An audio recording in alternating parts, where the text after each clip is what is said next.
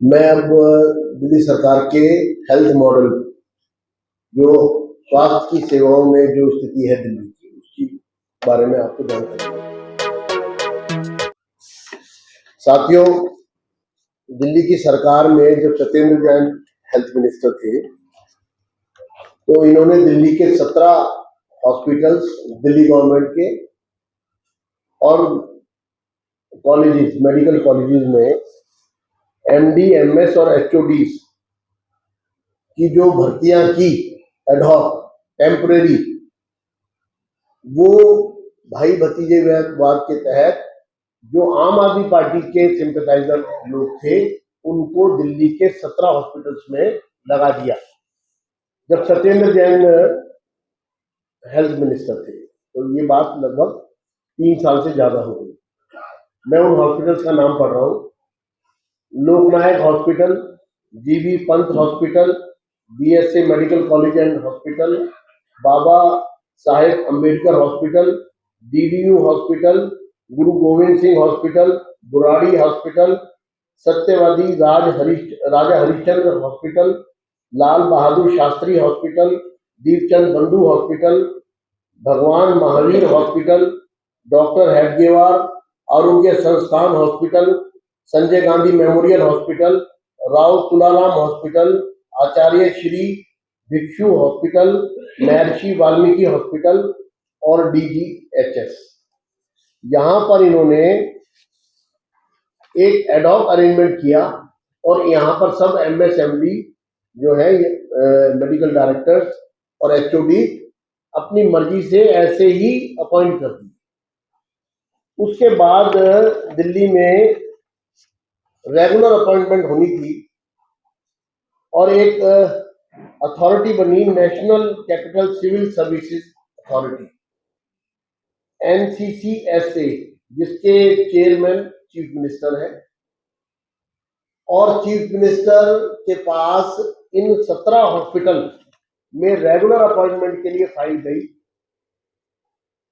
और उन्होंने पिछले 6 महीने से, तो अब तो जेल में है, लेकिन 6 महीने से एनसीसीएसए की मीटिंग ही कॉल नहीं, क्योंकि मीटिंग होगी तो रेगुलर अपॉइंटमेंट होगी इन हॉस्पिटल्स में, और रेगुलर अपॉइंटमेंट होगी तो वहां पर जो एडमिनिस्ट्रेशन है वो प्रॉपर चलेगा, वो बिना किसी पॉलिटिकल इंटरफेरेंस के चलेगा और प्रॉपर जो है अपॉइंटमेंट होगी।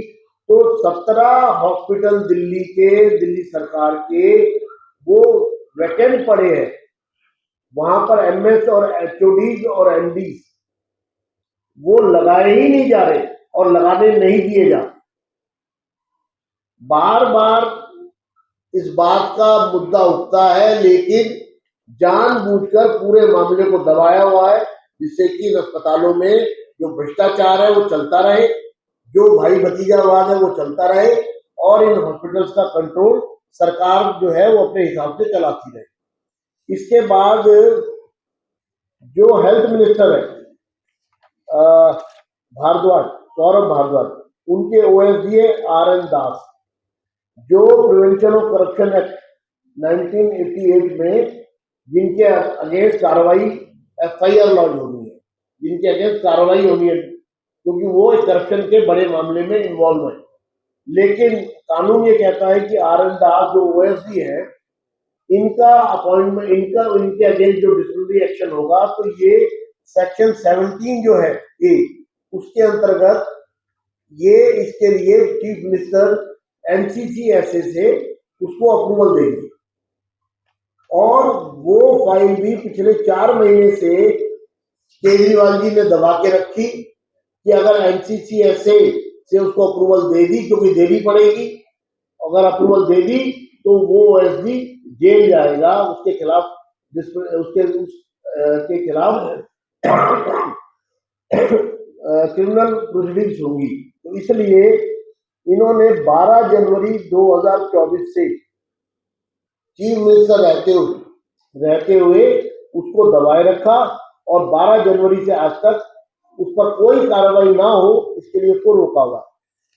आपकी जानकारी के लिए मैं बताना चाहता हूं कि दिल्ली गवर्नमेंट के किसी भी हॉस्पिटल में जन औषधि केंद्र नहीं खोलने दिया जाए, क्योंकि अगर जेनेरिक मेडिसिन वहां पर उपलब्ध होंगी और वहां पर अगर जन औषधि केंद्र खुल जाएंगे तो जो गरीब लोग वहां पर आते हैं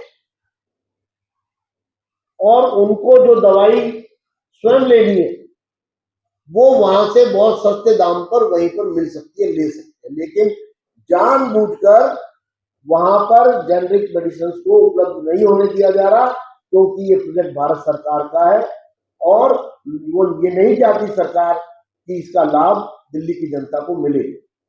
दूसरा, आयुष्मान भारत को इन्होंने लागू नहीं किया। 5 लाख रुपए की जो स्कीम है उसको वो। तीसरा, नेशनल इंफॉर्मेटिव सेंटर NIC, जिसके अंतर्गत आपको ये पता लग सकता है कि OPD में कितने पेशेंट आए, आपके पास दवाई कहाँ, पूरा ऑनलाइन सिस्टम है। पूरे हिंदुस्तान में ये लागू है, हर स्टेट गवर्नमेंट ने इसको अडॉप्ट किया। ये सेंट्रल गवर्नमेंट की सर्विसेज है और कहाँ किस अस्पताल में कितनी दवाइयां हैं, कितनी कम है, कहाँ पर ज्यादा पड़ी है, कितने टेस्ट हुए हैं, कहाँ टेस्ट में क्या, पूरी कंप्लीट इंफॉर्मेशन कहीं से भी देखी जा सकती है और फिर उसके अकॉर्डिंग पूरा एक्शन लिया जा सकता है। लेकिन इन्होंने, केजरीवाल ने और उनकी सरकार ने, आम आदमी पार्टी ने दिल्ली में NIC को लागू नहीं होने दिया। हम पूछना चाहते हैं कि NIC दिल्ली में लागू क्यों नहीं है हॉस्पिटल्स? पिछले 5 साल में इस सरकार ने एक भी बेड नया अस्पताल में बढ़ाया नहीं है। इसके साथ साथ घोस्ट पेशेंट्स की बात अभी अभय जी बताएंगे कुछ फिगर्स के साथ। Fake medical test, lack of medicine, lack of CT MRI machines etcetera, ये सब पूरा क्योस है दिल्ली सरकार के अस्पतालों में और भारी गोलमाल है। जबकि मैं आपको बताना चाहता हूं कि एंट्री नंबर 6 ऑफ ये जो स्टेट लिस्ट है 7th शेड्यूल ऑफ कॉन्स्टिट्यूशन में, ये सब्जेक्ट फुल्ली ट्रांसफर्ड सब्जेक्ट है हेल्थ का। Public health, hospitals and dispensaries, ये स्टेट गवर्नमेंट का फुल्ली ट्रांसफर्ड सब्जेक्ट है, जिसके सारे अधिकार दिल्ली सरकार के पास है। लेकिन उसके बावजूद ये सरकार इस पूरे मामले में गंभीरता नहीं दिखा रही है और हम पूछना चाहते हैं कि RN दास को क्यों बचाया जा रहा है, उसकी अप्रूवल क्यों नहीं दी जा रही है। और दूसरा, ये एंट्री नंबर 6 ऑफ लिस्ट 11 में जो स्टेट लिस्ट है, इसको, इसके अकॉर्डिंग सरकार के पास सारे अधिकार है, तो इस पर, इसके अकॉर्डिंग ये कोई कार्रवाई क्यों नहीं कर रहे हैं? NCC SA की अब मीटिंग कब और कैसे होगी? केजरीवाल जी कहते हैं मैं दिल्ली की जेल से सरकार चलाऊंगा, दिल्ली को जेल से चलाऊंगा।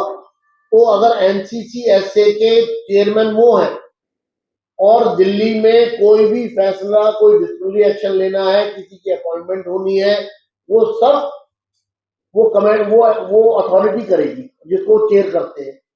2 मेंबर जो हैं वो बार बार लिखकर देते रहे कि सर इसकी मीटिंग बुलाइए, बहुत सारे इश्यूज पेंडिंग है। मीटिंग अपने जब वो जेल से बाहर थे तब भी नहीं बुलाई, 6 महीने से कोई मीटिंग ही नहीं हुई, अब वो जेल में है। तो दिल्ली का पूरा सिस्टम कोलैप्स हो गया है और बेईमानों को बचाने के लिए ये सब किया जा रहा है। तो हमारा ये कहना है कि इस पूरे मामले में जो हेल्थ सर्विसेज के मामले में हो रहा है, इसकी भी केंद्रीय जांच एजेंसियों से जांच